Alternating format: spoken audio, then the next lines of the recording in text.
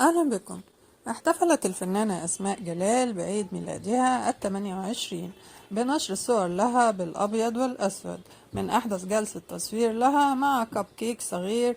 أسماء جلال هي ممثلة مصرية بدأت مشوارها الفني عام 2017 وحاصلة على بكالوريوس في الإعلام، مواليد 22 مايو 1995، وتبلغ من العمر 28 عام. وآخر أعمالها هو مسلسل الهرشة السبعة بطولة أمينة خليل ومحمد شاهين وعلي قاسم وعايدة رياض. أما آخر أعمالها السينمائية هو فيلم آل شلبي، والذي يشارك في بطولته ليلى علوي ولبلبة.